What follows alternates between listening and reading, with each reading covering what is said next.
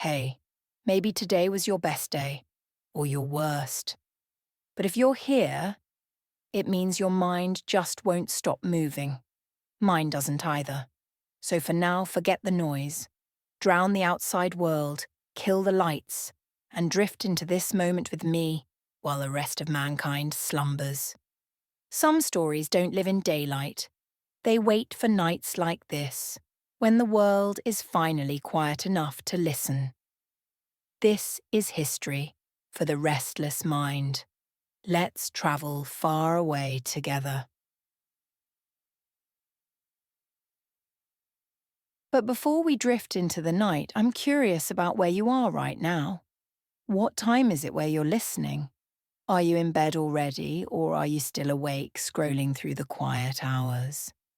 Are you in a city or somewhere more remote? I'd love to know. Drop a comment and tell me where you're listening from tonight, because these stories travel far and I love knowing where they land. And now, settle in. Close your eyes if you want. There's no need to watch, just listen and let me paint a world for you. You open your eyes, not suddenly, gently, as if you've been asleep for 1,000 years and are only now remembering what it feels like to be awake. The first thing you notice is the warmth. It surrounds you like an embrace. The heat of a day that's only just beginning to release its grip on the earth. The air is thick. You can almost taste it. Salt from the sea, dust from the desert, something else, something sweet. Incense, maybe. Or flowers. You're standing in a street. A real street, solid beneath your feet.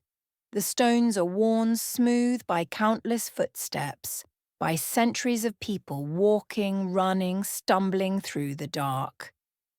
The street is narrow here. Buildings rise on either side of you, 3, maybe 4 stories high. Their walls painted in colours you've never quite seen before. Faded terracotta, dusty ochre, here and there a splash of deeper colour, indigo or purple, or the deep red of dried blood. Above you, strung between the buildings, you see ropes, cloths, laundry, hung out to dry in the night air. They move slightly, catching a breeze you can't quite feel yet. But you will. The Mediterranean is close. You can smell it. Salt and ancient depths. This is Alexandria. Not the Alexandria of postcards or history books. Not the clean, orderly city of imagination. This is the real Alexandria. The lived Alexandria. The place where people woke up and made breakfast and argued with their neighbours and fell in love and died, just like anywhere else. And it's night. The night is not dark here. That's the first surprising thing. The stars are so bright, so impossibly bright, that you can almost read by them. And below, oil lamps flicker in windows and doorways. Some are steady flames, carefully maintained. Others gutter and dance as if they might go out at any moment. You're not alone in the street. There are people, not many. It's late. But there are some.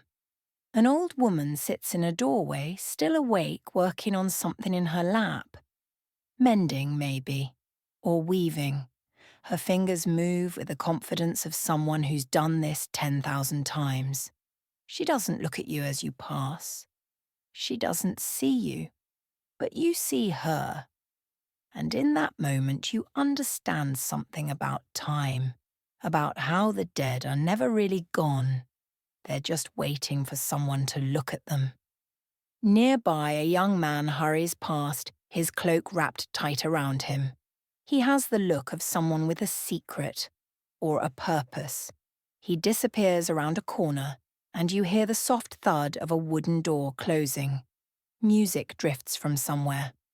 Not loud, not intrusive, just there like a constant presence in the city's night. Stringed instruments, a voice singing in a language you almost understand. It's beautiful and melancholic, and it makes you want to sit down and never move again. But you don't sit. You keep walking. Let me tell you about this city first. Let me paint the bigger picture so you understand what you're walking through. Alexandria was founded in 331 BCE by Alexander the Great.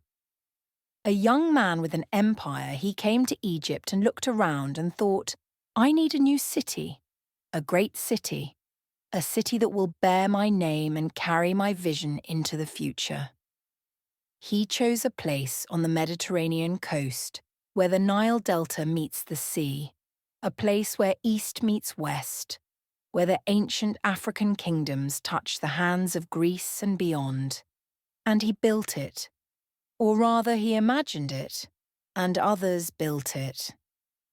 Within a generation, Alexandria became the greatest city in the ancient world. Greater than Athens, which was aging, greater than Rome, which was still small and provincial, greater than any city that had come before. By the time of our story, let's say it's around 48 BCE, the reign of Cleopatra, though time moves strangely in Alexandria, and it could be any night in the 3 centuries that the city was the centre of the known world, Alexandria is home to perhaps 500,000 people. Maybe more. No one quite knows. The numbers are too large. The city is too vast. People from everywhere live here. Egyptians, of course, descended from the pharaohs and the gods, but also Greeks, Syrians, Jews, Indians, Persians, Nubians from the south, Libyans from the west, and Romans, always Romans, watching, waiting, calculating. The city is divided into districts, the Egyptian quarter where temples stand and ancient rituals are still observed. The Greek quarter, where the theatre and the gymnasium and the agora are the heart of life. The harbour district, where ships from every port on earth unload their cargo. The royal quarter where Cleopatra's palace stands, a building so vast and so beautiful that people say the gods themselves come to visit it in dreams. But the heart of the city, the true heart, is the library, the great library of Alexandria, a place where all the knowledge of the world is gathered. Books and scrolls and tablets, hundreds of thousands of them, maybe more. Every language, every subject, every way of thinking that humans have ever discovered. It is the accumulated memory of civilization, housed in a single building. And it's night. The library is closed. The scholars have gone home. The scribes have set down their pens. The only light inside is the moonlight streaming through windows, casting everything in silver. But we're not going there tonight. Tonight we're walking through the streets. We're experiencing the lived city, not the famous city. You turn a corner and suddenly the street opens up. You've reached the harbour district. The sea stretches before you, vast and dark and infinite. The water is black in the moonlight, but the surface catches the light and throws it back, so it looks like the sea is made of liquid silver. Liquid stars. The harbour is still alive, even at this hour. Ships are being loaded and unloaded. Trade never sleeps in Alexandria. There are merchants from India who have sailed for months to get here. They have spices in their hold, pepper and cinnamon and cloves. They have silks and gems and strange, beautiful things that the wealthy Greeks of the city will pay fortunes for. There are also ships from Rome, big ships, military vessels. Everyone pretends they're just trading, but everyone knows what they really are. They're Rome's way of keeping watch. Rome is always watching Alexandria. Rome wants Alexandria. Rome wants its wealth, its knowledge, its strategic position. Rome will eventually take it. but that's in the future. For now, there's an uneasy truce. You walk along the harbour. The smell of salt grows stronger. You can hear the lap of water against the docks, the groan of wooden ships moving in the gentle swell. Ropes creak. Someone calls out a command in a language you don't recognise. A barrel of fish is rolled across the dock with a hollow, rumbling sound, and everywhere people, dock workers, their bodies scarred from years of labour. Merchants arguing in 3 languages at once over the price of pepper. Young sailors fresh off the boat, looking around with wonder. Old captains who've crossed every sea and seen things no one else has seen. Prostitutes are not just the low kind. There are expensive courtesans here too. Beautiful and dangerous, who command the attention of powerful men, thieves, beggars, dreamers, everyone. Alexandria draws them all. You stop at the edge of the dock and look out at the harbour. The moonlight falls on the water and makes everything look like a dream. This is one of the great harbours of the world. Ships come here from Spain and Britain, from India and China, from all the ports you've never heard of and never will. And in this moment, standing at the edge of the world, you realise something. The ancient world was not that different from ours. People wanted the same things. They wanted to buy and sell and get rich. They wanted to love and be loved. They wanted to understand the universe and find their place in it. They wanted to be remembered. The technology was different. The clothes were different. The language was different. But the hearts were the same. Do you leave the harbour and drift back into the streets? You're moving deeper into the city now, away from the waterfront, away from the mercantile energy. You're walking through the residential quarters, where ordinary people live. The streets here are narrower. The buildings lean together, almost touching across the gaps. Laundry still hangs between them, ghostly in the moonlight. An old cat watches you from a doorway, its eyes reflecting the lamplight. It doesn't move. It just watches as if it's guarding something. This is where you find the real Alexandria, the Alexandria of everyday life, of routines and relationships and small, ordinary dramas. You pass a house with an open window. Inside, you see a family, a man and a woman and 2 children, all sleeping on the same mat on the floor. It's hot, and they're seeking the coolness of the night air. The woman lies on her back, her arm thrown over her eyes. The children are curled up against each other like puppies. The man snores softly. They look peaceful. They look like people who are going to wake up tomorrow and face whatever comes next with the same quiet resilience that humans have always had. Beside that house is another, smaller. A widow lives here, you somehow know. She's awake, sitting in the window, spinning wool. Her hands move in a constant rhythm. Spin, twist, wind. Spin, twist, wind. It's a meditation. She's been doing it for 60 years, and she'll do it until her hands can't move anymore. The wool is for cloth that will be sold in the market. The money will keep her alive. This is her life. This has always been her life. Further down the street, a young couple stands in a doorway. They're trying not to be seen together, but they can't quite stay apart. Their hands almost touch. Their eyes lock. There's a secret between them. Maybe they're not supposed to be together. Maybe one is married. Maybe they're from different classes, different faiths. In Alexandria, it doesn't matter. Love finds a way. Love always finds a way. You keep walking. The streets become quieter. Fewer lights. Fewer people.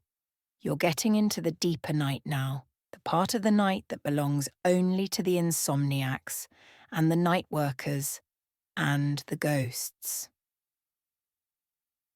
You find yourself in front of a building that's unlike the others. It's tall, 4 or 5 stories, and its walls are decorated with beautiful mosaics.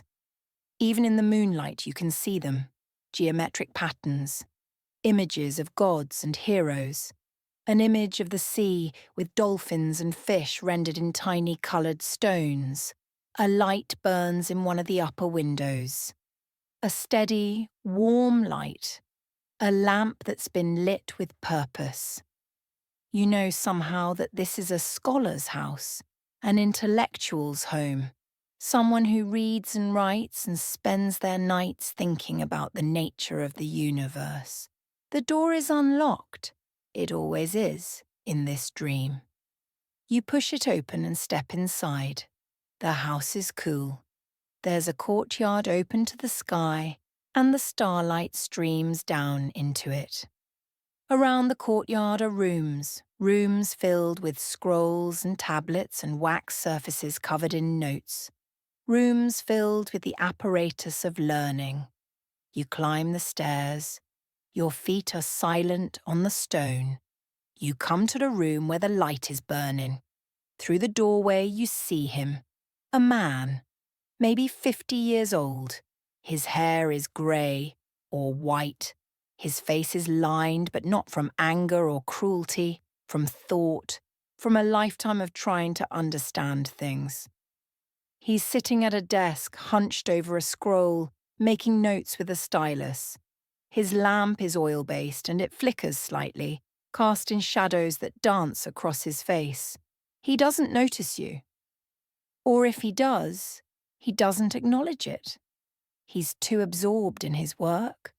On the wall behind him you see more scrolls. Dozens of them. Hundreds of them, maybe. Each one represents a lifetime of thinking, of trying to make sense of the world. You wonder what he's working on. What question is he trying to answer? What mystery is keeping him awake on this night, while the rest of the city sleeps? Maybe he's a mathematician, working on the nature of numbers.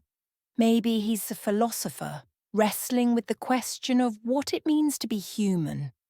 Maybe he's a doctor, trying to understand the body and illness. Maybe he's a historian, recording the deeds of great men so that future generations will remember. It doesn't matter what the specific question is. What matters is the act itself. The act of staying awake, the act of thinking, the act of trying to push back the darkness with understanding. This is the real Alexandria. Not the market, not the harbour, not the palaces of kings. This, the quiet night work of people trying to understand. You leave the scholar's house and wander for a while. Time feels different here. It doesn't move in a straight line. You might walk for hours or minutes. You might turn a corner and find yourself somewhere you were before or somewhere entirely new. You find yourself in a public garden. There are gardens all over Alexandria, places where people come to escape the heat and the noise. This one is lit by starlight and oil lamps strung between the trees. There are benches, and on one of them sits an old man. He's alone. He's feeding birds. Even at night there are birds. They come for the scraps of bread he's scattering on the ground. They flutter and peck and call to each other in soft voices. You sit beside him. He doesn't seem to mind. "Can't sleep?" you ask. He smiles. His teeth are mostly gone, but the smile is genuine. "Sleep is for people with fewer thoughts," he says. "I have too many thoughts. Always have. Even when I was young, my mind wouldn't rest.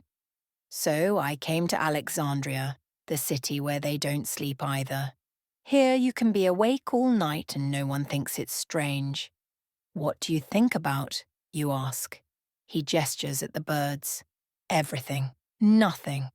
The way light falls on water. The taste of a pomegranate I ate 60 years ago. Whether the gods are real. Whether any of this matters. Whether I'll be remembered after I'm gone. He scatters more bread. The birds descend like a small feathered storm. I came here when I was young, he continues. I had a plan. I was going to study at the museum, become a scholar, make discoveries, change the world. Did you? You ask. He laughs. It's a sad laugh, but not bitter. Just tired. No. I became a teacher instead. Nothing grand. I taught children to read and write in a small room. I never made any discoveries. No one will remember my name. But I taught hundreds of children. Maybe thousands. And some of them became scholars. Some of them made discoveries. So maybe I did change the world, just not in the way I planned. He looks at you. The world doesn't care about our plans. It has its own plans. We just have to do what we can with the time we're given.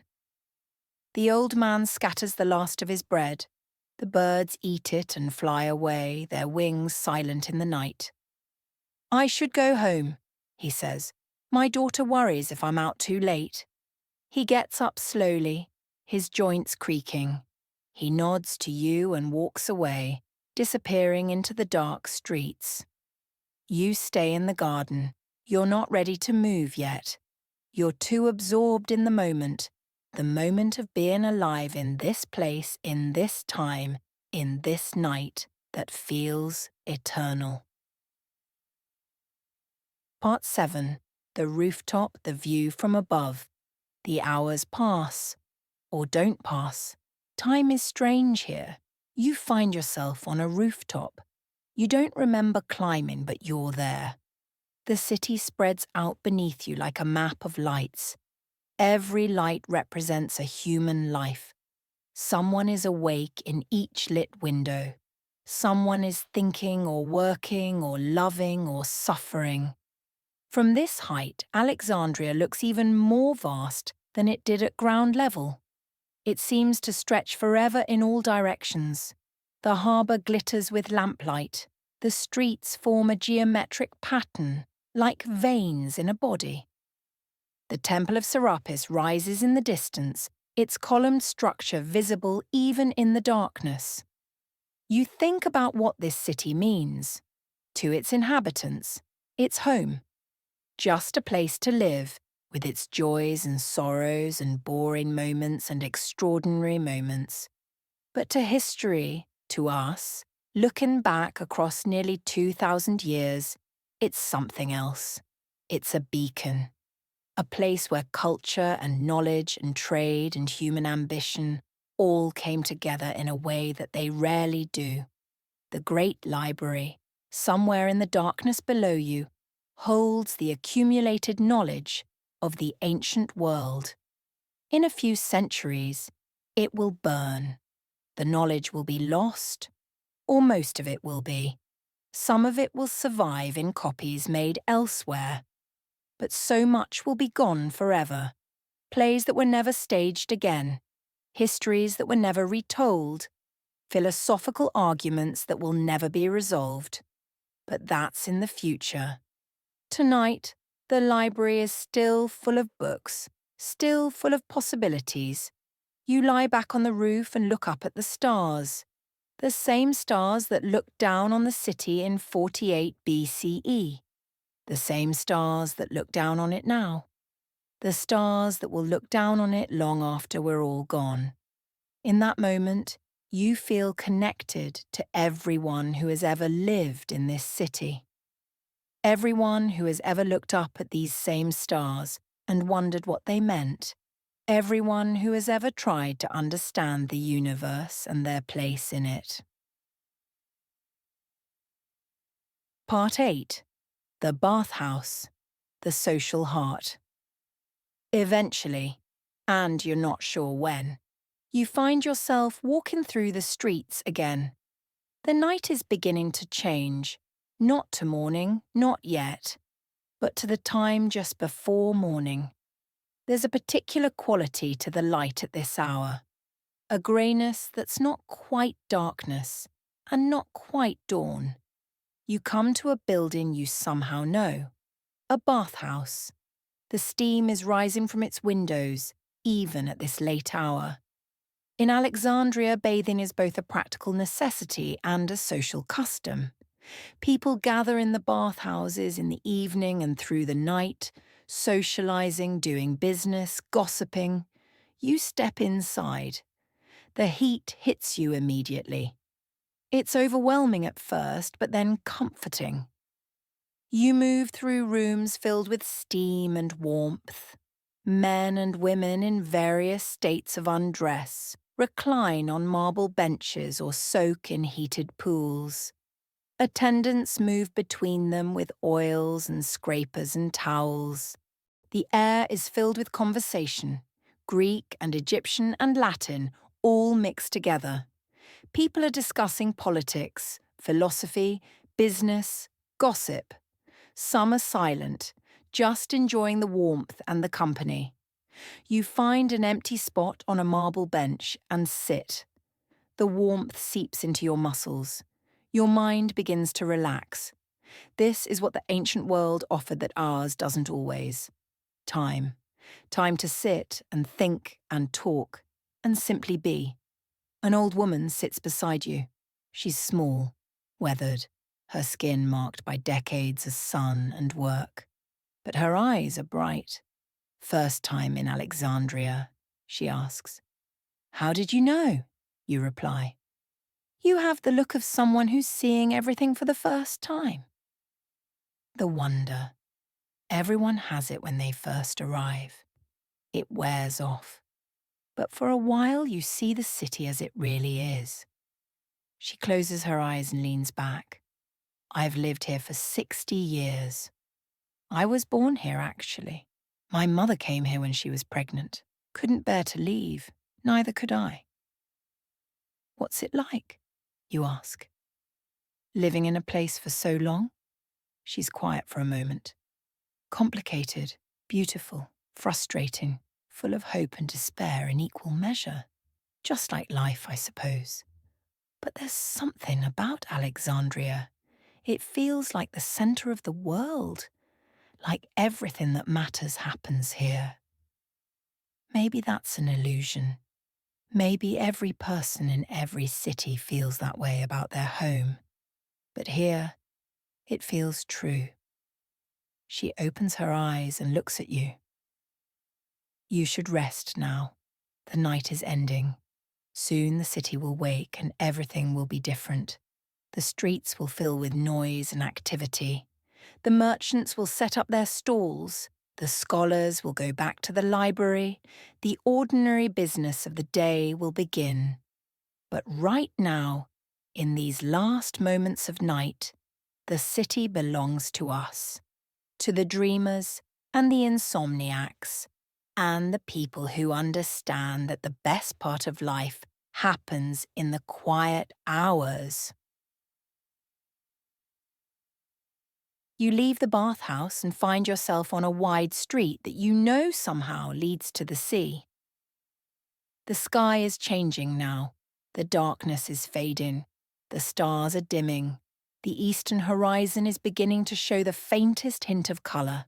Grey-blue becoming grey-purple, becoming something warmer. The night is ending. You walk to the harbour and you stand at the edge of the water. The sea is calm. The ships are still. The dock workers aren't here yet. In a few hours, the harbour will be alive with activity. But now it's still and quiet. The water reflects the dying stars and the emerging light. The two are mixed together, creating something beautiful, something that only exists for a moment. You breathe in the salt air.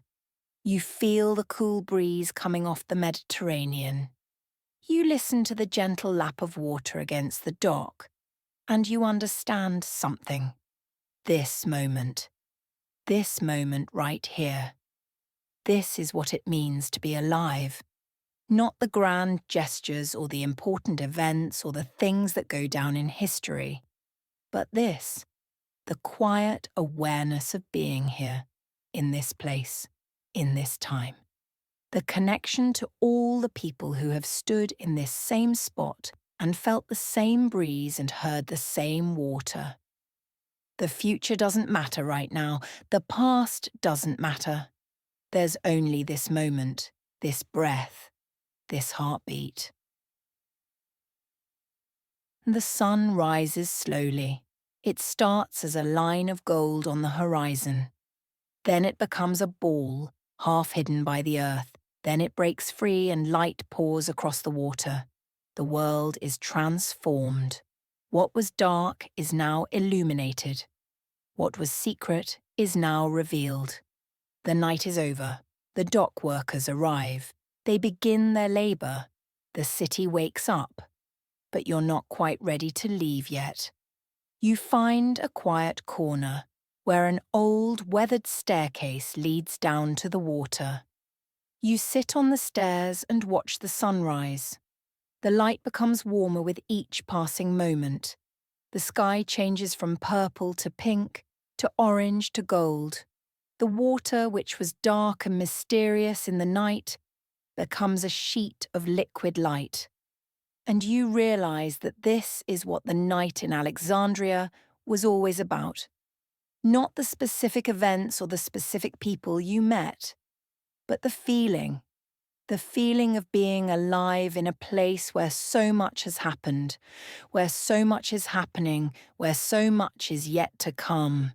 The feeling of connection to the past, to the present, to all the people who have ever looked at this same sunrise and felt the same sense of wonder and sadness and gratitude. As the sun rises higher, the night truly ends. The world of dreams releases you. The streets of Alexandria fade. The people you met dissolve back into history. But something remains. A feeling, a memory, a sense that you've been somewhere real, even though it was also a dream. You're back in your room now, the one you started in, hours ago or maybe just minutes. The world outside your window is whatever it was before, but you're different.